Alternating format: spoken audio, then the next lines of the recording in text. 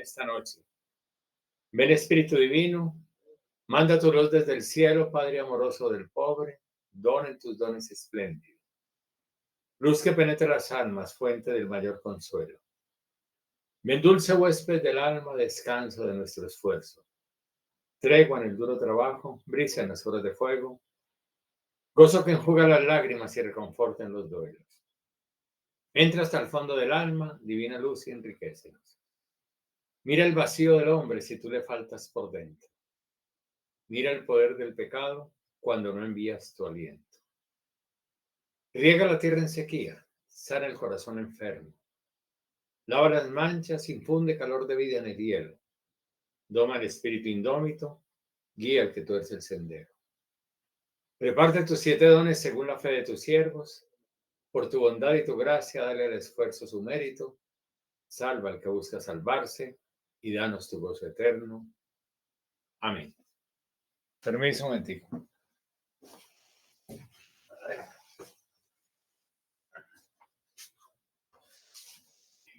Vamos a ver, Dios mediante, si terminamos hoy como esta segunda etapa de la vida de Jesús, de la vida pública. Habíamos dicho, la primera parte de la vida pública de Jesús fue desde su bautizo, cogen prisionero Juan el Bautista y está en Galilea enseñando, curando, reuniendo gentes, multitudes, repartiendo el pan y va cogiendo muchos seguidores, sobre todo gente humilde, pero también empiezan a perseguirlo, muy especialmente desde las sinagogas. Los maestros de la ley, ya vienen maestros desde Jerusalén, del templo, y ya lo están amenazando propiamente porque lo están llamando endemoniado, etcétera. Jesús se dio cuenta en un momento determinado que tenía que cambiar. Hizo una evaluación con los discípulos. ¿Quién dice la gente sobre mí? Entonces, que unos dicen que era Juan el Bautista, que resucitó, Elías, el profeta. Y él se da cuenta que no ha llegado el corazón y que tiene que dar un paso. Y el paso que tiene que dar es ir a Jerusalén. Y sabe lo que va a hacer en Jerusalén. Va a entrar en un burrito como rey y va a expulsar a los mercaderes. Ya eso se lo puso en la cabeza, ¿cierto? Y vaya y le empezó a decir a los discípulos, voy allá y me van a coger prisionero, me van a juzgar y me van a matar. ¿Porque él es un adivino? No, porque él sabe lo que va a hacer y sabe la forma como van a reaccionar las autoridades. Eso tengámoslo claro, que es un acto muy consciente y muy libre de Jesús ir a Jerusalén sabiendo que así va a encontrar con la muerte. Cuando le dice eso a Pedro, Pedro empieza a regañarlo y entonces él le dice muy claramente, apártate de mí, Satanás, y se lo dice delante de todo el mundo, que tú no piensas como Dios, sino como los hombres, porque Pedro estaba reconociendo a Jesús como Mesías, pero tratando de sacarlo del camino de la muerte, del camino de la cruz. Lo mismo que Satanás. Es decir, usted Mesías sí, pero por el camino del amor, que lo va a llevar a la muerte en cruz, por ese camino no. Y entonces sale Jesús de todas maneras y dice, pues si alguien quiere ser discípulo mío, niéguese a sí mismo, cargue con su cruz y sígame. Y eso lo vimos ya la semana pasada, que empieza el camino a Jerusalén. Están tan asustados los discípulos que él sube al monte, se transfigura. Junto a él aparecen Moisés y Elías. Es el respaldo de todo el Antiguo Testamento, de la fe de los profetas, de las esperanzas del pueblo. Y esos 2 testigos, ambos en la montaña, habían visto el rostro de Dios. Moisés, cuando recibió las tablas de la ley en medio de tormenta, tempestad, fuego, terremoto, etcétera, y Elías en medio de una situación de muerte, de miedo, de estar huyendo. Y en esa situación se encontró con un rostro nuevo de Dios, lo que traducimos como la suave brisa, también en el mismo monte de Moisés, ¿cierto? Es como la voz del silencio, la voz de la muerte. Y ellos 2 están con Jesús y están hablando precisamente de la muerte en cruz.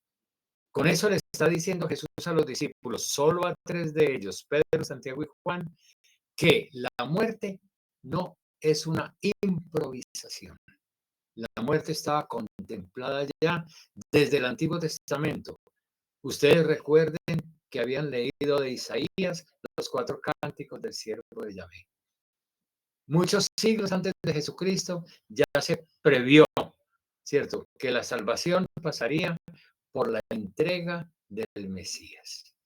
Y eso en unos cantos misteriosos del profeta Isaías. Pero vamos a ver cómo continúa el camino. Vamos a ubicarnos en el capítulo 9 de Marcos, donde habíamos terminado.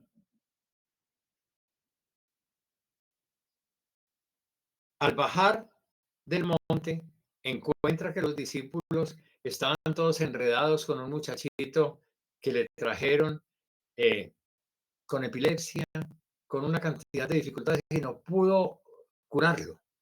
Un espíritu mudo, como muchos de nosotros, mudos, ¿cierto? Y decía, este espíritu mudo se cura con ayuno, con oración.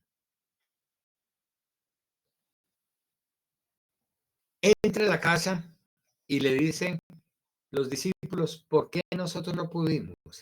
Y les dijo, esta clase con nada puede curarse, sino con la oración. Versículo 30. Continuemos ahí. Saliendo de ahí, iban caminando por Galilea. Él no quería que se supiera, porque iba enseñándole a los discípulos. Mire cómo sigue el texto. Y les decía, el Hijo del Hombre será entregado en manos de los hombres. Le matarán y a los 3 días de haber muerto resucitará. Jesús sigue con el mismo tema, con el mismo camino.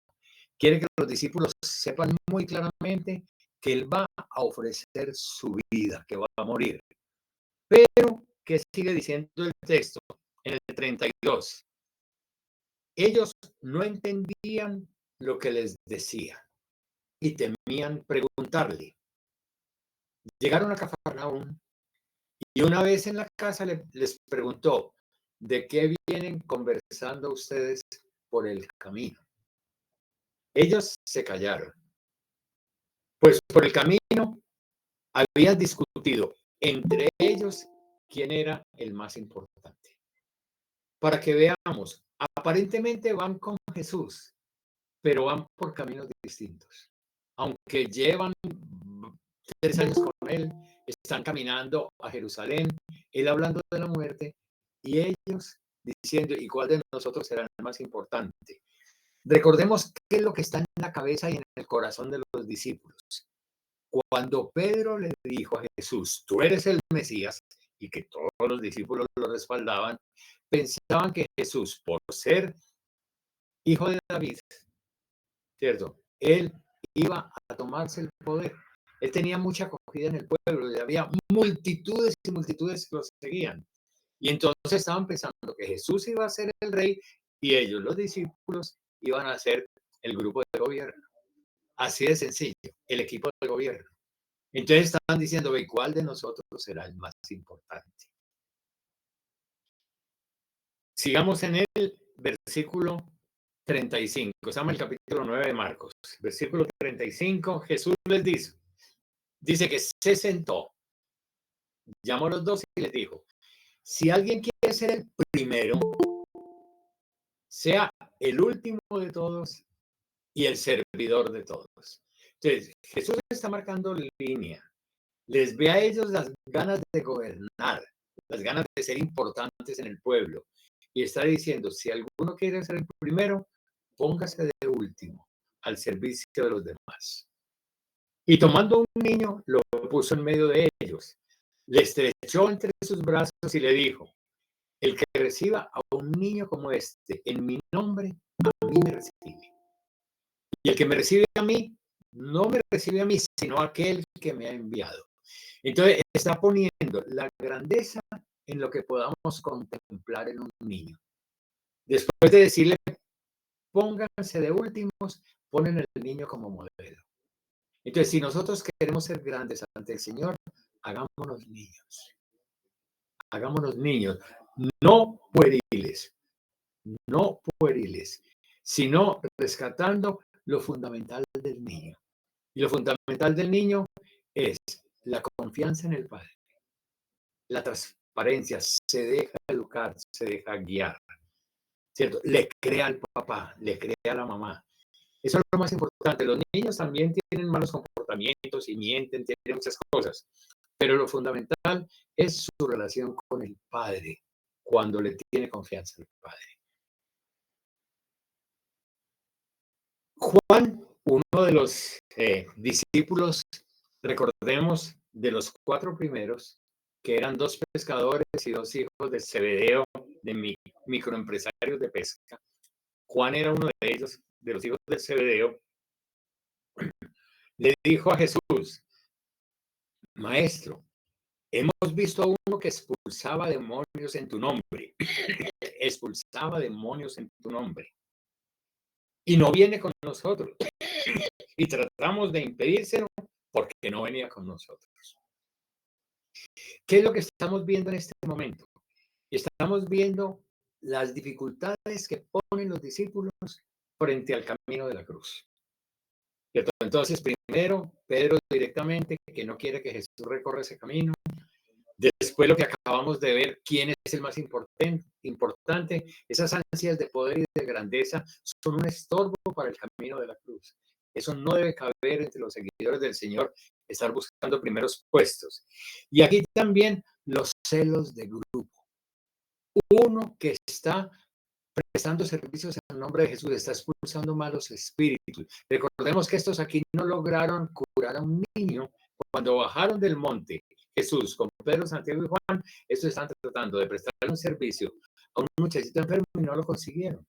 Que Jesús dijo, no, esto necesita más oración, necesita ayuno, etcétera. Pero había uno que no era de ese grupo y sí estaba consiguiendo prestarle servicio a los que estaban poseídos de malos espíritus. Recordemos que eso de estar poseído de malos espíritus tiene 2 dimensiones. Una, lo que es el orgullo, la soberbia, la ambición y todas estas cosas. Y otra también, lo que son estos problemas, digamos, los psiquiátricos, depresión, ahora también bipolaridad y cosas de esas, gente con ganas de suicidarse, gente acomplejada, gente que piensa que yo no valgo nada en la vida. Esos son malos espíritus de los cuales hay que ayudar a la gente que se libere, ¿cierto? ¿Y cuál es el problema aquí? Los celos de grupo. Dice Juan, hemos visto a uno que expulsaba demonios en tu nombre, pero no viene con nosotros y por eso lo tratamos de impedir. Jesús, ¿qué les dijo? No se lo impidan, pues no hay nadie que obre un servicio invocando mi nombre y que luego sea capaz de hablar mal de mí. ¿Cierto? Y sigue diciendo, el que no está contra nosotros, está con nosotros.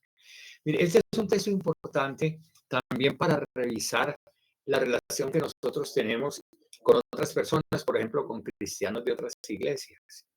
A veces somos celosos, ¿cierto? De que algunos cristianos de otras iglesias estén prestando servicios, ¿cierto? Que nosotros a veces no los hemos prestado con la misma eficacia. Por ejemplo, uno a veces encuentra evangélicos, protestantes, etcétera, en las cárceles, en orfanatos, en la selva, ¿cierto? En comunidades alejadísimas, con indígenas, etcétera, evangelizando. Uno podría decir, lástima que estén evangelizando con ciertos errores, con ciertas ausencias, etcétera. Pero muchas veces le prestan un servicio a drogadictos, etcétera, y que han ayudado a la recuperación de la vida de mucha gente. Porque vamos a estar celosos de ellos. Lo que debemos también, y eso nos lo pide el Papa Francisco, manteniendo muy clara nuestra identidad como católicos, porque la mantenemos clara, pero también saber participar con ellos en servicios a los más pobres, a los más débiles. ¿Cierto? Hay experiencias muy bonitas en nuestra iglesia que les pueden servir a ellos. Y hay experiencias muy bonitas en otras iglesias que pueden servir a nosotros. ¿Por qué no nos enriquecemos? Si estamos siguiendo al mismo Jesús, si estamos actuando en su nombre, ¿cierto? ¿Por qué no unirnos? Es claro cuando dice el Señor esto, ojo, el que no está contra nosotros, está por nosotros. Hay algunos grupos que no se preocupan tanto de evangelizar, sino de criticar. Porque es que hay algunos grupos que lo que hacen es presentar a Jesucristo, pero no educando en el amor a las comunidades, sino atacando a la Iglesia Católica, buscándole defectos a la Iglesia Católica por donde sea. Es muy difícil trabajar con la gente. Es muy difícil. Pero que tengamos nosotros puertas abiertas y mantenemos claridad en las posturas, porque hacemos eso, que no les gusta. Es decir, saber nosotros manejar con madurez esas diferencias que hay con otras iglesias. Eso es más o menos otro de los obstáculos que a veces se pone, ¿cierto? Para no recorrer el camino de la cruz, los celos grupales. Dentro de la misma iglesia nuestra, dentro de la iglesia católica, a veces hay rivalidad entre movimientos y movimientos. Casi todo el mundo piensa que entró al mejor movimiento de la iglesia, ¿cierto? Y entonces, yo pertenezco a este grupo, la forma como hacemos la oración y todo, y creemos que es lo mejor que hay en la iglesia, y a veces cerramos los ojos y los oídos para descubrir que en otros grupos de la iglesia puede haber experiencias muy hermosas en cosas en las que nosotros casi no hemos crecido. Entonces, saber mantener esa comunión es lo que el Papa también de alguna manera ahora está llamando sinodalidad, es decir, aprender a caminar juntos como un solo pueblo. No quiere decir renunciando a la verdad, no, pero saber dialogar, saber oír, saber compartir y saber cuándo es necesario cambiar alguna forma de actuar para que la unidad sea con raíces mucho más profundas.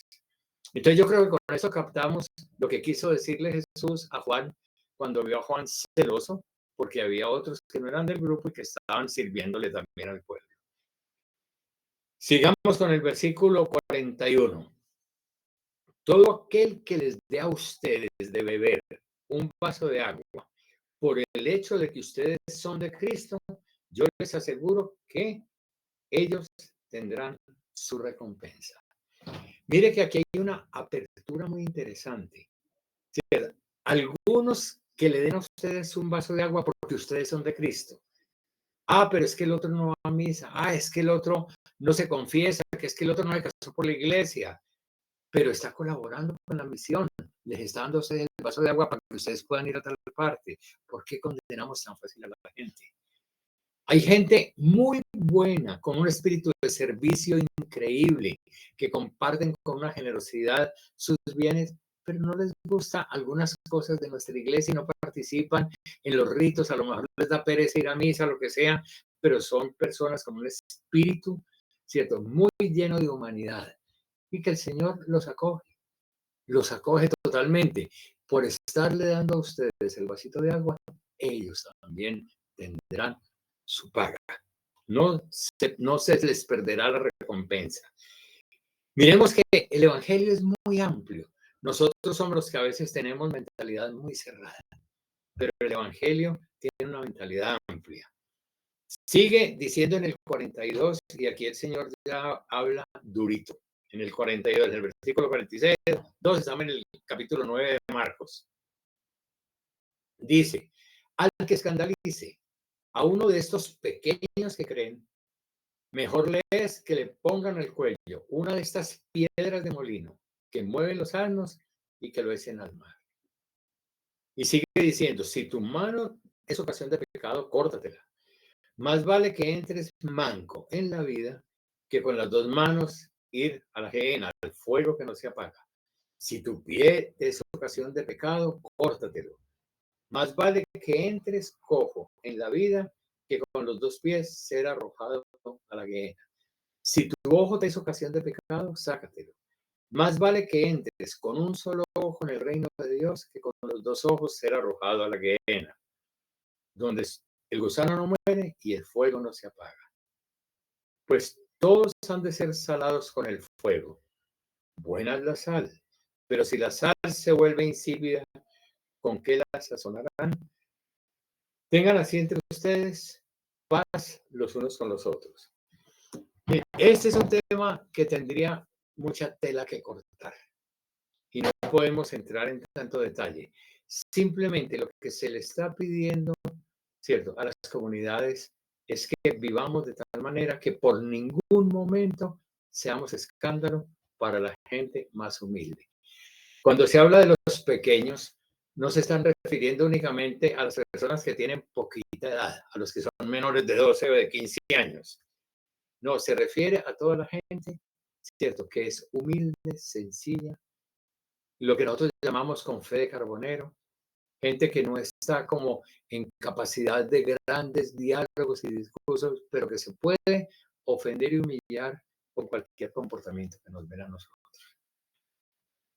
¿Por dónde pueden proceder los escándalos? De muchas maneras. Una de las cosas es que nos ven a nosotros demasiado enamorados del dinero, hablando de Jesucristo, pero persiguiendo el bolsillo de los fieles, ¿cierto? A veces también lo que ahora es un escándalo tan grande, tan doloroso y tan vergonzoso, el abuso sexual a los menores. Pero también cuando nuestro lenguaje es ofensivo y irrespetuoso, cuando nos sentimos tan libres y tan sabios que somos capaces de ofender la sensibilidad de la gente más humilde. Porque es que yo soy libre y yo entiendo las cosas, ¿cierto? La otra persona tiene otra sensibilidad. Entonces, cuando se habla de escándalo, hace relación a todo esto. Y muchas veces se habla también eso de cortar la mano, que es cortar el ojo, eso es simbólico. A veces está diciendo, si hay una persona en la comunidad que se obstina en el escándalo, que no le importa a los demás, dígame, muchachos, usted no es el sitio para usted, hasta luego. ¿Cierto? Eso sería cortarse la mano y cortar el pie.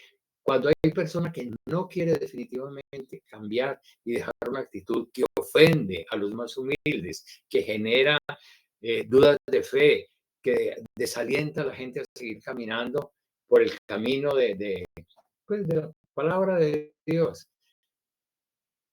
Si hay una que creando ese obstáculo, con claridad se le hace ver, ¿cierto? Que este no es el sitio. O cambia de conducta, ¿cierto? O vayas a buscar, ¿cierto? Otro sitio donde estar.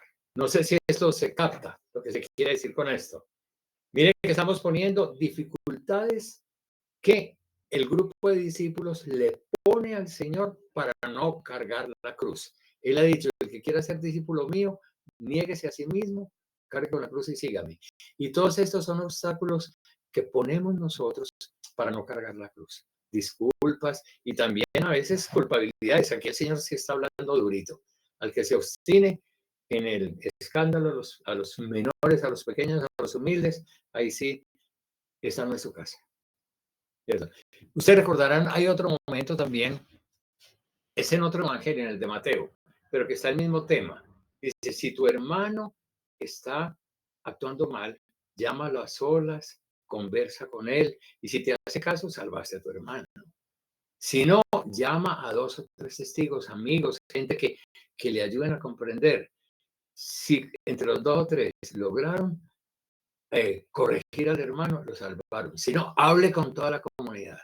Y si no habla con toda la comunidad, muchachos, hasta luego. Trátenlo como si fuera un gentil. Es decir, hasta luego, esta no es su casa. Si usted no le oye ni al uno ni al otro, ni a toda la comunidad que está haciendo aquí. Es en ese mismo sentido para que no hagamos eso tan material de arrancarnos un ojo, de arrancarnos una mano. Eso es simplemente lenguaje simbólico y punto. Vamos a continuar.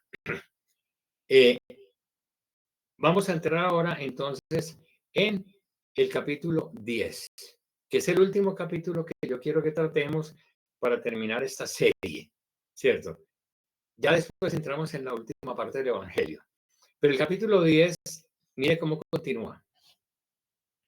Levantándose de allí, va a la región de Judea y al otro lado del Jordán, de nuevo vino donde estaba la gente, como acostumbraba, y les enseñaba. Se acercaron los fariseos que para ponerlo a prueba le preguntaron, ¿puede el marido repudiar a la mujer? O sea, está hablando del divorcio. Él les contestó, ¿qué prescribió Moisés? Y ellos le dijeron, Moisés permitió escribir el acta de divorcio y repudiar. Jesús les dijo, teniendo en cuenta la dureza del corazón de ustedes, Moisés escribió ese precepto. Pero desde el comienzo de la creación, Él los hizo varón y hembra, hombre y mujer. Por eso dejará el hombre a su padre, a su madre, los dos se harán una sola carne. de manera que ya no son dos, sino una sola carne. Pues bien, lo que Dios ha unido no lo separa el hombre. ¿Para qué se refiere eso? Otra cosa que tiene mucha tela que cortar, ¿cierto? Y podríamos estar una hora entera con este tema, ¿cierto? Del matrimonio, de la permanencia del matrimonio para siempre, etcétera. Pero simplemente voy a anotar dos o tres cositas, se quedarán muchas en el tintero. Pero entre otras cosas, ¿cierto? Cuando Moisés dio la autorización para un acta de repudio, era en defensa de la mujer, porque había muchos hombres que seducían a una mujer como fuera, la llevaban, la poseían, la tenían un tiempo y se aburrían de ella y entonces la echaban a la calle. Y resulta que cuando le echaban a la calle, esa mujer quedaba casada porque este se había casado con ella, ¿cierto? A lo mejor con hijos, pero sin ningún documento. Entonces ella no podía volver a reorganizar su vida. Entonces el hecho de que le den una carta de repudio es defensa a la mujer para que al menos en un papel diga, mire, ya fui repudiada, ¿cierto? Estoy libre y puedo contraer nuevas nupcias. O sea, era una defensa a la mujer. Sin embargo, era una cosa muy parcializada en favor del hombre, porque la mujer no le podía dar una carta de repudio al hombre. Era el hombre el que se la daba a la mujer. Era una cosa machista. Pero miren el tratamiento que le da Marcos, que a mí personalmente me parece muy interesante. En el versículo 10, digamos, estamos en el capítulo 10, versículo 10. En casa los discípulos le volvieron a preguntar sobre el asunto, ¿cierto? Y él les dijo, quien repudia a su mujer y se case con otra, comete adulterio contra aquella. Pero sigue diciendo también, y si ella repudia a su marido y se casa con otro, cometerá adulterio. Aunque la ley antigua no preveía que la mujer pudiera repudiar al marido, Jesús pone al hombre y a la mujer con el mismo derecho, pero diciéndole a ambos que ese no es el mejor camino. Pero los pone en igualdad de condiciones. Y eso es una cosa que es importante tenerla presente. ¿Cierto? ¿Y por qué dice? Porque lo que Dios ha unido, que no lo separe el hombre. Ahora, esto lo podríamos ver en el Evangelio de Mateo y yo les recomiendo que lo miren en el Evangelio de Mateo, que el Evangelio de Mateo tiene algunas características distintas.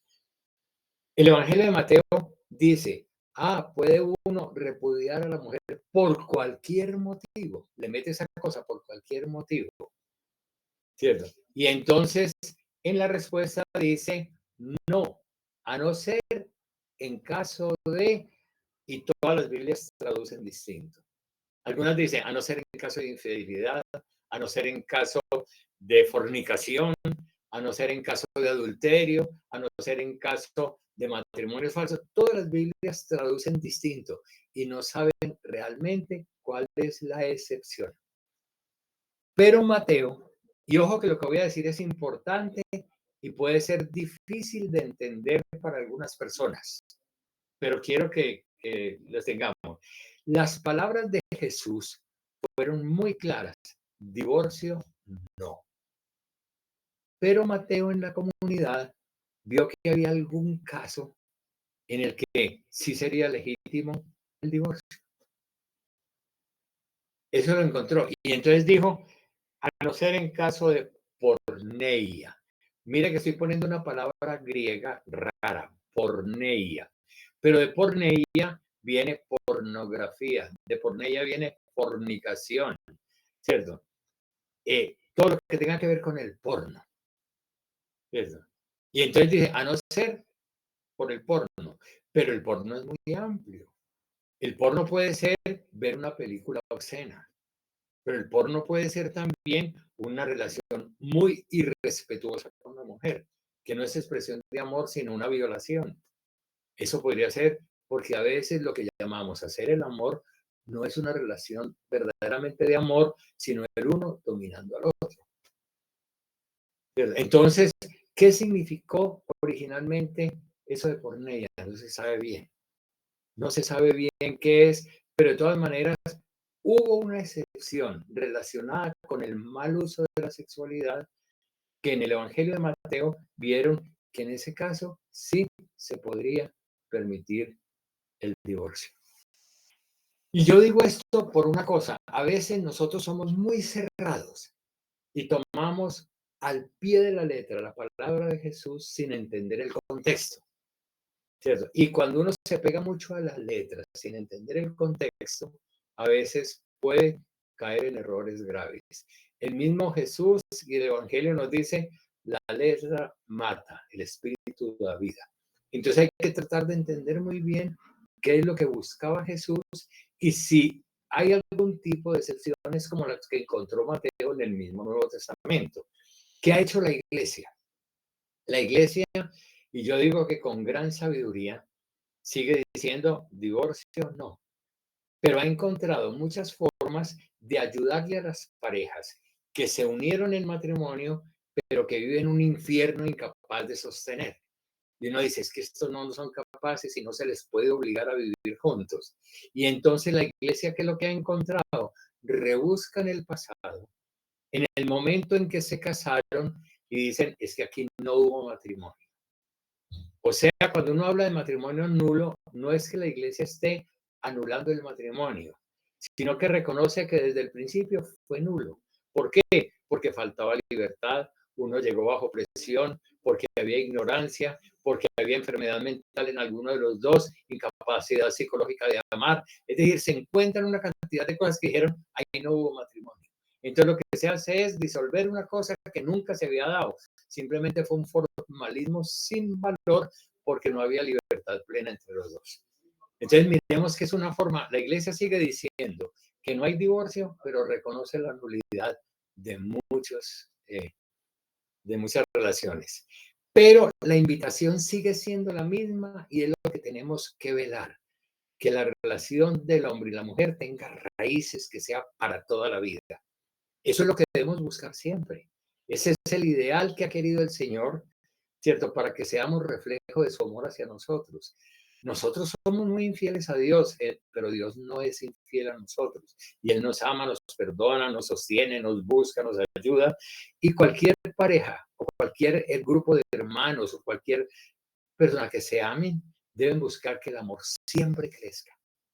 Es decir, que sea mucho más fuerte lo que los une que aquello que los desune. No sé si esto queda más o menos claro. Y esto también es una tentación para no seguir la cruz. Es decir, recordemos que todo lo que está mostrando Jesús, hablando de un camino que lo lleva a la cruz. Y se nos comentan una cantidad de dificultades que tiene una comunidad, celos, envidia, escándalo a los niños, todo ese montón de cosas. Y también la dificultad de mantener perseverancia en el amor. Porque la cruz pide perseverancia en el amor. El que no es perseverante en el amor no llega hasta cargar la cruz por los demás. ¿Verdad?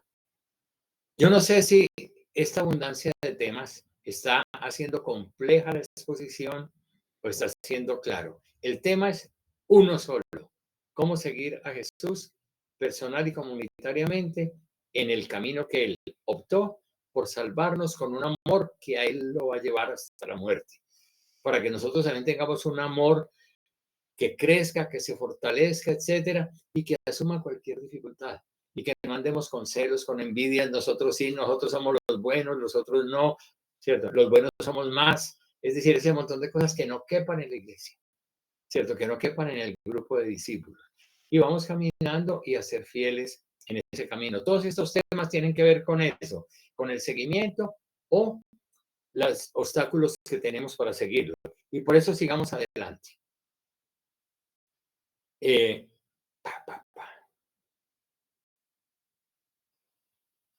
bueno, vuelven a hablarle de los niños, ¿no? Cierto. Le presentaron unos niños para que los tocara. Estamos en el versículo 13. Estamos en el 10:13. Le trajeron los niños para que los tocara, pero los discípulos reñían. O sea, no dejaban que acercaran a los niños. Y Jesús, al ver esto, se enfadó y le dijo a los discípulos: dejen que los niños vengan a mí. no se lo impidan, porque de ellos, de los que son como ellos, es el reino de los cielos. Y yo les aseguro, el que no reciba el reino de Dios como un niño, no entrará en él. Mire que Jesús sigue invitando a buscar lo humilde, lo sencillo, lo pequeño, lo honesto, lo transparente. Ahí es donde nos encontramos con él, ser como los niños. Y abrazaba a los niños y los bendecía poniendo sus manos sobre ellos. Se ponía ya en camino cuando alguien corrió a su encuentro y arrodillándose ante Jesús le preguntó: Maestro bueno, ¿qué tengo que hacer para obtener la herencia de la vida eterna?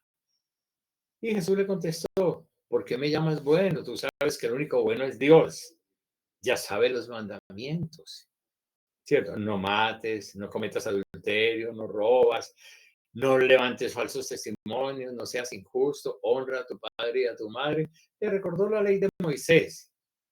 Y el muchacho le dijo: Maestro, todo esto lo he guardado desde mi juventud. Mira que es muy bonito, todo esto lo he guardado. O sea, es un muchacho, ¿cierto? Bueno, honesto, que ha querido cumplir las cosas, pero está insatisfecho. Mire, ha cumplido la ley, ha sido buena persona, honra a padre y madre, no roba, no mata, no anda por ahí haciendo chismes, no busca a la mujer del prójimo, pero está descontento, ¿cierto? Entonces Jesús le dijo: mire, fijando en él la mirada, lo amó y le dijo: una cosa te falta. Anda, todo lo que tienes, véndelo y dáselo a los pobres y tendrás un tesoro en el cielo. Luego ven y sígueme. Pero él, abatido por estas palabras, se marchó entristecido porque tenía muchos bienes. Entonces miremos una cosa, el muchacho es bueno, está insatisfecho, pero la insatisfacción lo tiene porque tiene muchas riquezas que probablemente le ofrecen muchos bienes, placeres, buena comida, buenos muebles, bueno, muchas cosas, pero está insatisfecho. Y el Señor le dice: libérese de ese dinero, ponga su dinero al servicio de los pobres. No es que tenga que empobrecerse él a no tener nada que comer, no. Toda su riqueza, sus bienes, sus conocimientos, todo lo que usted tiene, póngalo al servicio de los pobres y véngase conmigo. ¿Cierto? Y el hombre, abatido por estas palabras, se marchó entristecido porque tenía muchos bienes. Entonces, mire, fue el apego a los bienes lo que no le permitió aceptar el camino de Jesús hacia la cruz. Y eso nos puede pasar a muchos de nosotros, que sabemos lo que debiéramos hacer, lo que debiéramos decir, las decisiones que debiéramos tomar, pero sabemos que si somos honestos con nuestra conciencia, la vida se nos puede complicar. Y se nos puede complicar la vida y lo sabemos, y entonces buscamos excusas. Buscamos mil maneras de no cargar la cruz. Y entre otras es poner nuestros bienes al servicio de los demás. Mire, eso ha sido una de las dificultades grandes. Recuerden ustedes, cuando Jesús, por allá en el extranjero, a un tipo que vivía entre demonios, el endemoniado Gerasa, etcétera, le da la salud, los perjudicados fueron 2,000 cerdos. ¿Cierto? Al hombre se le humanizó la vida y los cerdos hicieron un sacrificio. Y la gente vio lo que le pasó al hombre y lo que le pasó a los cerdos y le dijeron a Jesús: váyase. Porque en las sociedades a veces es más importante la economía que la vida del pueblo. Miremos lo que pasó en Colombia también con la pandemia y en muchas partes. La gente muriéndose y muriéndose y la economía resquebrajándose. Y la gente muriéndose y la economía resquebrajándose. Entonces se tomó una decisión de salvar a la economía y pedirle a la gente que cuidara la vida como pudiera. ¿Cierto? Pero se le dio más dedicación a eso y el día sin IVA y una cantidad de cosas. Uno sabe que ambas cosas son importantísimas, pero ¿cuál fue la prioridad? ¿Cuál fue la prioridad? Eso es lo mismo que le pasó al joven rico. Su prioridad definitivamente siguió siendo el dinero. Entonces, Jesús Mirando alrededor, le dijo a los discípulos, qué difícil es que un rico entre al reino de los cielos.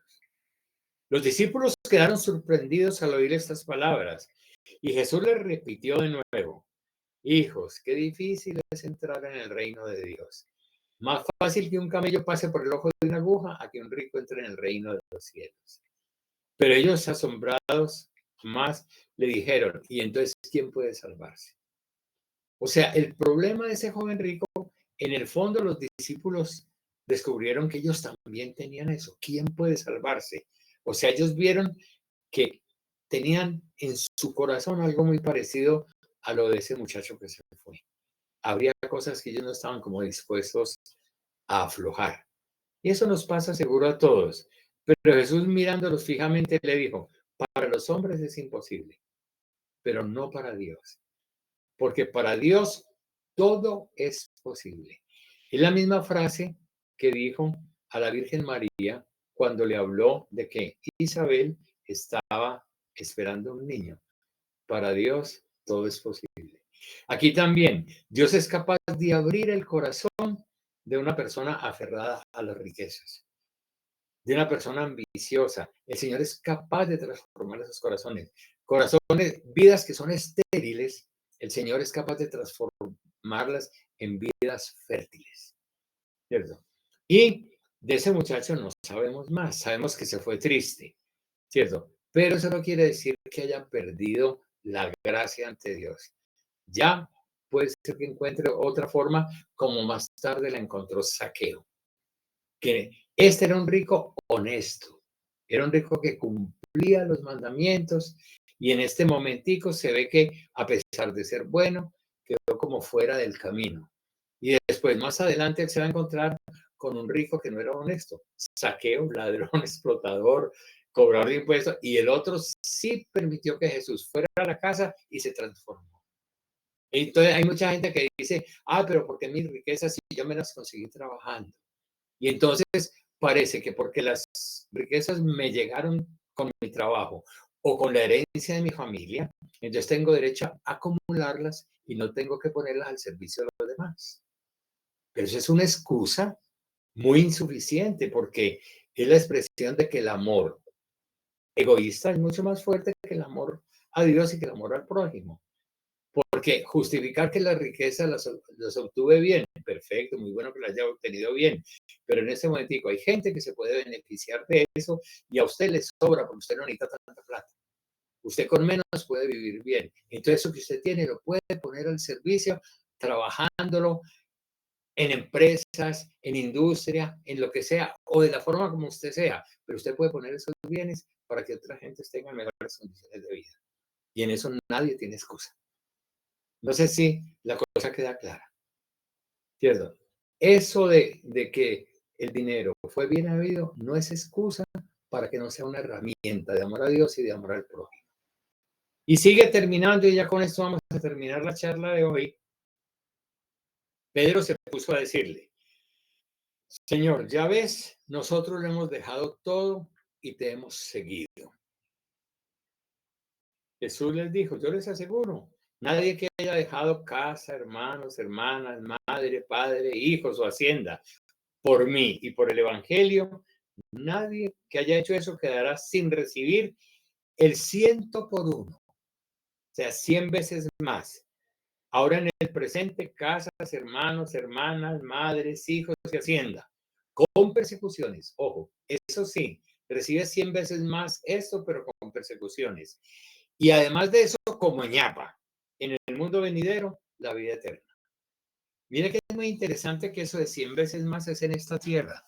Y yo creo que somos muchos. Y cuando digo somos muchos, yo me incluyo. Los que hemos recibido en esta vida 100 veces más de lo que hemos entregado. Yo lo digo y lo digo con cariño personalmente. Hay muchas, muchísimas casas donde yo puedo llegar como a mi casa. En Medellín, por ejemplo, yo estuve 40 años en una parroquia y allá hay centenares de casas. Y cuando digo centenares, no estoy exagerando. Donde les encantaría que yo pudiera ir allá a comer, a dormir, si es necesario. He hecho siesta en muchas casas de esas. En Miguel iba a decir algo. no, padre, no. Pues, está bien. Ah, bueno. Cierto. Lo mismo uno como religioso también, somos una familia religiosa y cualquier casa de nosotros es la misma. Yo recuerdo mucho una señora que repartía la comunión en la parroquia, una mujer ya mayor, ya murió, ¿cierto? Pero ella, a la otra compañera con la que iba a repartir siempre la comunión, le decía mi hermanita, ¿cierto? Eran dos señoras compañeras, iban juntas a muchas misiones, a formar comunidades, a hacer oración con unas familias, a visitar enfermos, a llevar la comunión, y siempre decía mi hermanita, mi hermanita. Y tenía una relación mucho más fraternal y más cercana que con los hermanos de sangre. Y yo creo que a muchos de nosotros nos puede pasar eso, que compartimos mucho más íntimamente con otras personas porque la forma de mirar la vida, la iglesia, la fe, la esperanza, los bienes, etcétera, nos unen. ¿Cierto? Y a veces con los de la familia tenemos mucho cariño, pero hay cosas que no podemos compartir porque pensamos muy distinto el uno y el otro. ¿Cierto? Entonces vamos, como decía ya, a terminar con esto, pero mire en dónde quedamos. Recibirá 100 veces más casas, madres, hijos, pero con persecuciones.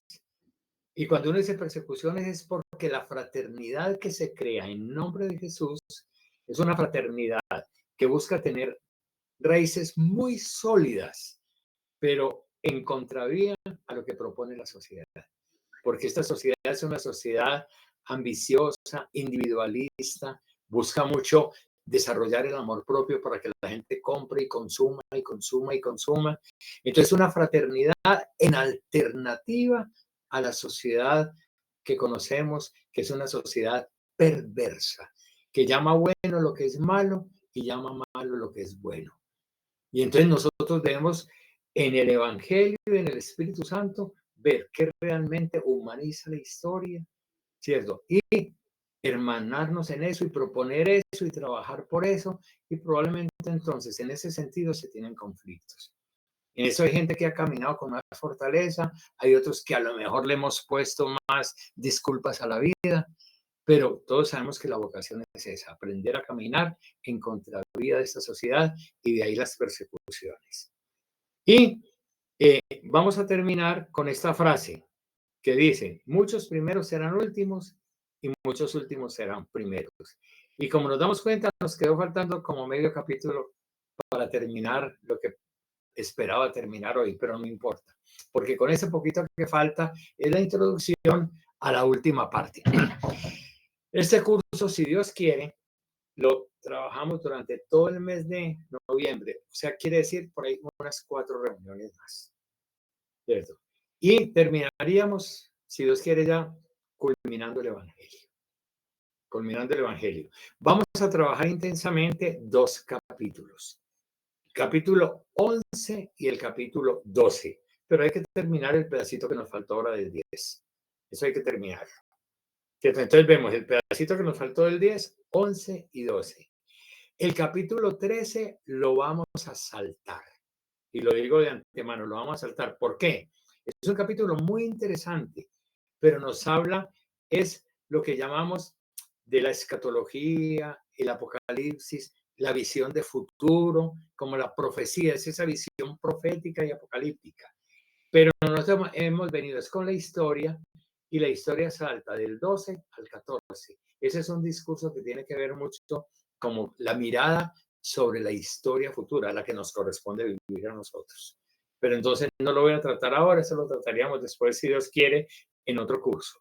Entonces nos faltan el capítulo 11, 12, terminarlo del 10 y después nos vamos al 14, 15 y 16. ¿Cierto? El 16 es muy cortico, es lo que nos toca ver de ahí. O sea, nos tocan 4 capítulos y medio, un poco más.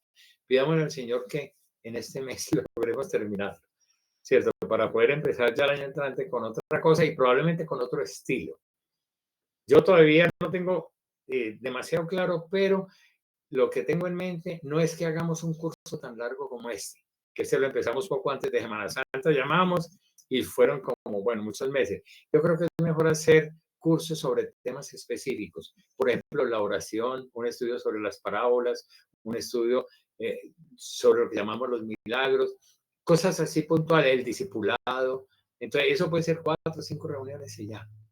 y luego otro curso distinto, entonces lo vamos haciendo así de esa manera. Lo que estoy teniendo por mente que creo que sería mucho mejor para todos. ¿Cierto? Gloria al Padre, al Hijo y al Espíritu Santo. Como era el principio, ahora y siempre, por los siglos de los siglos. Amén. Entonces, que pasen buena noche. Si hay alguna pregunta, algún comentario, espontáneamente. No, No, hay padre, mucha gente hablando, entonces voy a dar la palabra únicamente a uno. A ver, sí, Miguel, sí. padre, lo que yo, hola, lo Sí. que sí le iba a decir ahora era que aquí en Medellín estaríamos encantados, ¿no?, de recibirlo en nuestras casas. Entonces sería